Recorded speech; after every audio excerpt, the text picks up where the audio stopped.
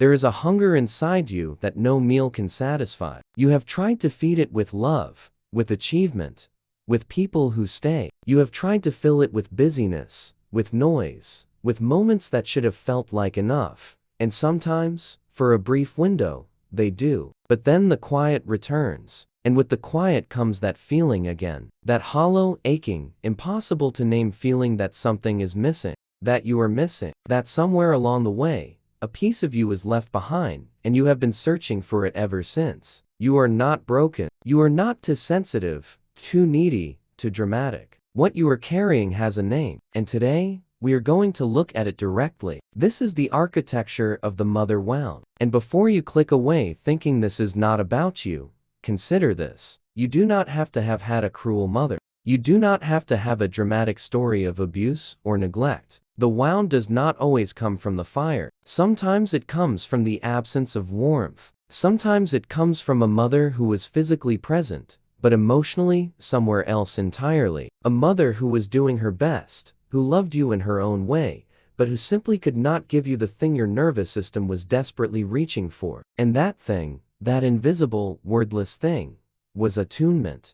The feeling of being truly, completely seen. Not for what you achieved, not for how you behaved, not for how little trouble you caused, but just for being you, raw, whole, and enough. If you never received that, your entire psychological architecture was built around that absence, and you have been living inside that architecture ever since, wondering why nothing quite fits. Let us go deeper. In the earliest chapter of your life, before you had language, before you had memory, before you had any concept of self, you were a nervous system in search of a mirror. This is what developmental psychologists call mirroring, the process by which a primary caregiver, most often the mother, reflects back the inner emotional world of the child. You cried, and she attuned to why. You laughed, and she matched your joy. You reached for her, and she reached back. When this happens consistently, something extraordinary occurs inside the developing brain. You form what researchers call a secure attachment. Not just an emotional experience, but a neurological blueprint, a deep, cellular-level belief that the world is safe, that you are worthy of love, that connection is available to you, and that your inner world matters. But when attunement is missing, when the mirror is cracked, distorted, or simply not there, the child does not blame the mother. The child is not capable of that. The child does what every small, survival-oriented organism does. The child turns inward and concludes that the problem is them. That is the moment the wound opens. And here is what makes it so devastating. It does not happen in one catastrophic moment. It happens in the accumulation of thousands of tiny, barely visible moments. The moment you ran to her excited about something, and she was too tired to engage. The moment you were crying, and she looked uncomfortable rather than compassionate. The moment you needed her presence, and she gave you her performance. The moment you were hurting, and she redirected the conversation back to herself. The moment you were proud,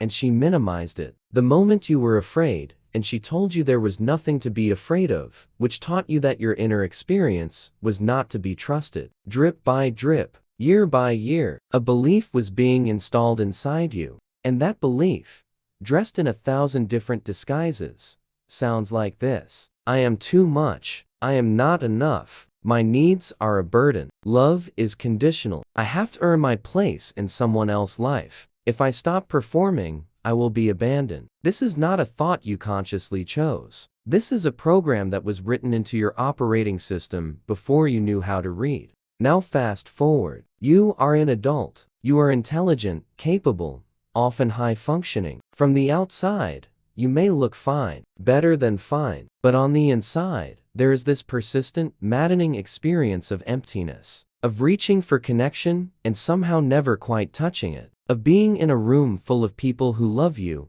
and still feeling utterly, inexplicably alone. This is not a character flaw. This is your emotional architecture speaking. It was built in response to an early environment, and it has been faithfully, diligently running the same programs ever since. Carl Jung wrote about this in his exploration of the psyche. He understood that the relationship with the mother is the child's first encounter with the concept of the world itself. She does not just feed the body. She feeds the soul its first story about whether existence is safe, whether love is reliable, whether the self is welcome here. When that story is incomplete or painful or full of gaps, the child carries it forward, not in their conscious memory, but in their body, in their nervous system, in the way they flinch when someone raises their voice, in the way they over-explain themselves in conversations, in the way they feel a sudden, inexplicable panic when someone they love goes quiet. The body remembers what the mind has buried. And now, we arrive at what this wound actually looks like in the life of a grown person.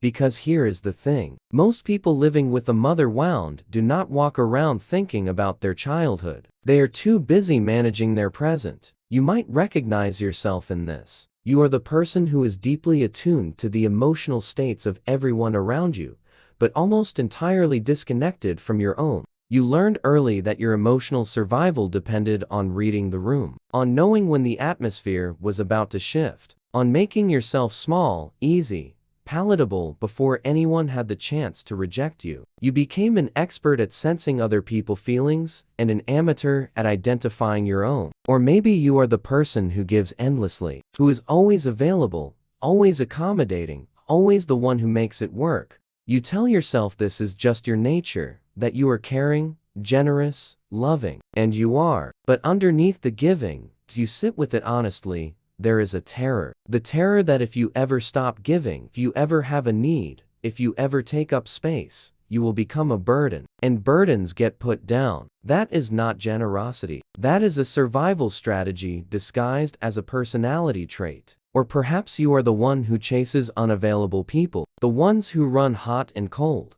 The ones who give you just enough warmth to keep you reaching, but never enough to make you feel fully held. And you cannot understand why the available, consistent, genuinely loving people bore you somehow, while the ones who keep you in a state of low-grade anxiety feel more like home. It is because uncertainty feels familiar. The intermittent reward of a mother who was sometimes warm and sometimes distant has calibrated your nervous system to interpret anxiety as intimacy. When you feel that yearning, that longing, that almost, your body says, yes, this is love. I recognize this. Because it recognized it first in her. This is not weakness. This is neurobiology. This is what early relational templates do. They become the unconscious map by which you navigate every relationship that comes after. And then there is the emptiness itself. That particular flavor of hollow that no achievement can fill. You reach a goal and wait for the feeling of arrival, and it does not come. You receive love and wait for it to land, and it dissolves before it reaches something deep enough. You have moments of joy and watch them slip through your fingers like water, unable to hold them, unable to trust them, waiting for them to be taken away. The psychological term for this is object constancy, or more precisely, the wound that forms when it was never properly developed. Object constancy is the ability to hold a stable, warm, positive image of someone even when they are absent, or even when they have disappointed you. It is what allows you to feel loved even when you are alone. It is the internal presence of the good mother,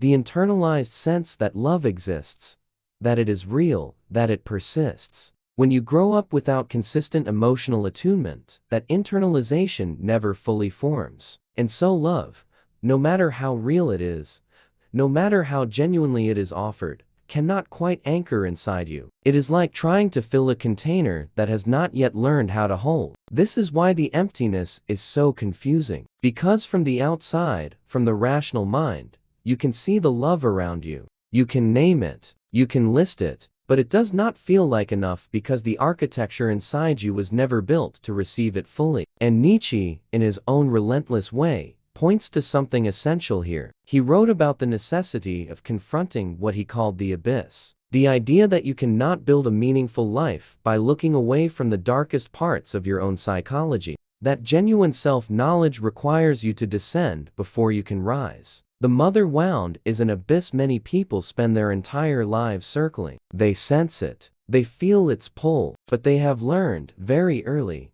that going toward it means pain. And so they stay on the edge, managing, distracting, performing, running toward more achievement, more love, more noise, anything that keeps them from having to sit inside the hollow place and actually feel it.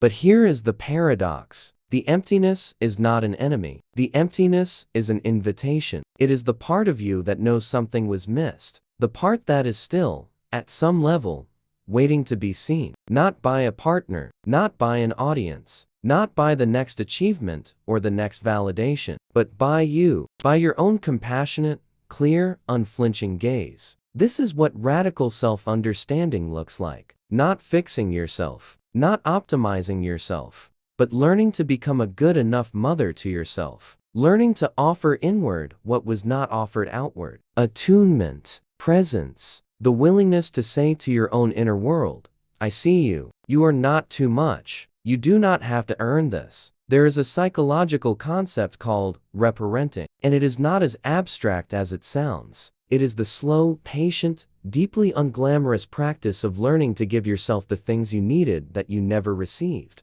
Not through affirmations on a mirror, not through a weekend workshop, but through the daily, repeated choice to treat your own emotional experience as valid. To not abandon yourself when things get uncomfortable. To stay with your own feelings the way you needed someone to stay with you. This is the work. It is not fast. It is not linear. There will be days when the old architecture reasserts itself with stunning force, and you find yourself back in the familiar patterns, chasing unavailable love, shrinking yourself, running from your own needs. That is not failure. That is the nature of deep psychological rewiring. It happens in cycles. It spirals back before it spirals forward. But here is what changes. You start to recognize the architecture for what it is. You start to see the pattern instead of living inside it unconsciously. You begin to notice the moment you start to minimize yourself and pause. You notice the moment you feel that hollow hunger. And instead of immediately reaching outward,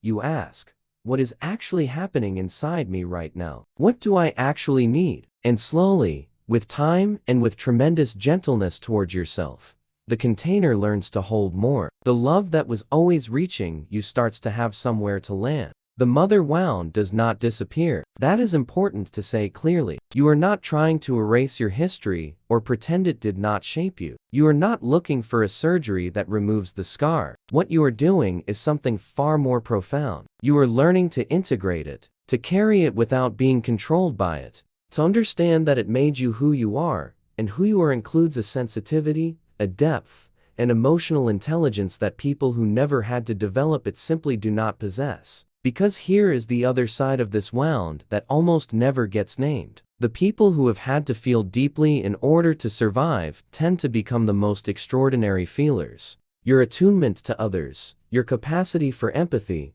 your emotional intelligence, the way you can walk into a room and sense everything that is unspoken, that did not come from nowhere. It was forged in the fire of learning to survive in an emotionally complex early environment. The wound and the gift live in the same place. You are not empty because you are lacking. You are empty because you have been looking for yourself in the wrong places, in the eyes of other people, in the feeling of being needed, in the moment of achievement, in the comfort of staying small. The self you have been searching for has been here the entire time, underneath the armor, underneath the performance, underneath the hunger, quiet, patient, and waiting for you to stop looking outward long enough to finally come home to it. That is the truth of the mother wound. Not that you are damaged, not that you are doomed to repeat the hunger, but that everything you have been reaching for outward, the safety, the belonging, the feeling of being fully met, is something that can only be built from the inside. And the building starts the moment you stop calling the emptiness a flaw. It starts the moment you call it by its real name. A wound that survived. A self that persisted.